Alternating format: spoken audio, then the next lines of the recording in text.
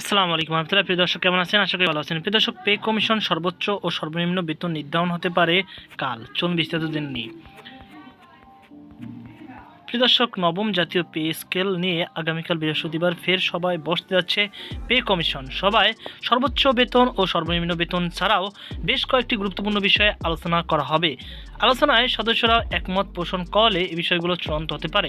বুধবার 14 জানুয়ারি পে কমিশনের একটি সূত্র জানিয়েছে, আগামীকাল বৃহস্পতিবার বেলা 12টায় সচিবালয় মন্ত্রিপরিষদ বিভাগের পুরাতন ভবনের সভাকক্ষে পে স্কেল নিয়ে পূর্ণ কমিশনের সভা শুরু হবে। সভায় সর্বোচ্চ সর্বনিম্ন বেতন ছাড়াও গ্রেড সংখ্যা, বাড়ি ভাড়া, চিকিৎসা ও উৎসব ভাতা, অবসরকালীন সুবিধা ছাড়াও অন্যান্য সুযোগ সুবিধা নিয়ে আলোচনা করা হবে। আলোচনায় যে বিষয়গুলো ঐক্যমত্য পৌঁছানো যাবে, কমিশনার সেগুলো চূড়ান্ত করবে। নাম অপ্রকাশিত রাখার শর্তে পে কমিশনের এক সদস্য বলেন, কমিশন কেবল সুপারিশই জমা দেবে না, ক্রমবর্ধমান মূল্যস্ফীতি, নিত্যপণ্যের উচ্চমূল্য, পরিবারের সদস্য সংখ্যা, আবাসন ও শিক্ষা ব্যয়কে প্রধান সূচক হিসেবে অন্তর্ভুক্ত করবে। এই পূর্ণাঙ্গ ফ্রেমওয়ার্ক ভবিষ্যৎ সরকারের জন্য বেতন কাঠামো নির্ধারণের মূল রেফারেন্স হবে। এদিকে নবম পে স্কেল বেতনের অনুপাত 1:8 চূড়ান্ত করা হয়েছে বলে জানা গেছে।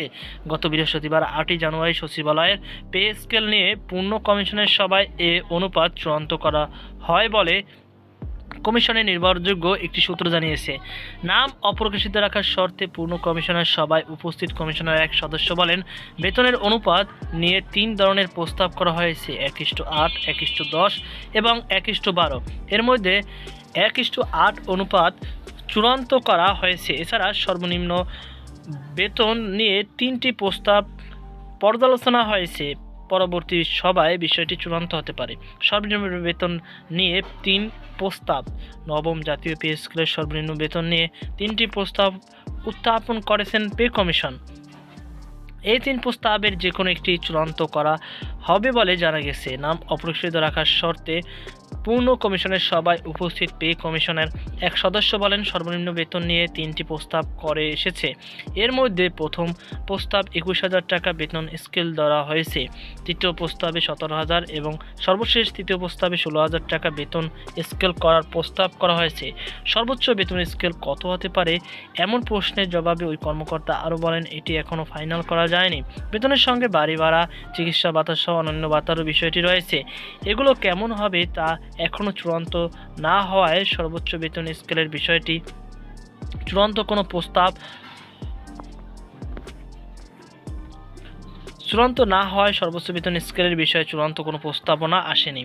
প্রসঙ্গত, জাতীয় বেতন কমিশন 2025 খ্রিস্টাব্দের 27শে জুলাই গঠিত হয়। কমিশনের সভাপতি সাবেক অর্থসচিব জাকির আহমেদ খান। কমিশনের দায়িত্ব হলো সরকারি কর্মকর্তা কর্মচারীদের বেতন ভাতা ও অন্যান্য সুযোগ সুবিধা পর্যালোচনা করা, সুপারিশ প্রদান করা। কমিশনের মেয়াদ চলতি বছরের ফেব্রুয়ারির মধ্যে শেষ হওয়ার কথা, যা জাতীয় নির্বাচনের আগেই প্রায় সমাপ্ত হবে। তো প্রিয় দর্শক, এই ছিল আমার সর্বশেষ আপডেট। সকল আল্লাহ হাফেজ।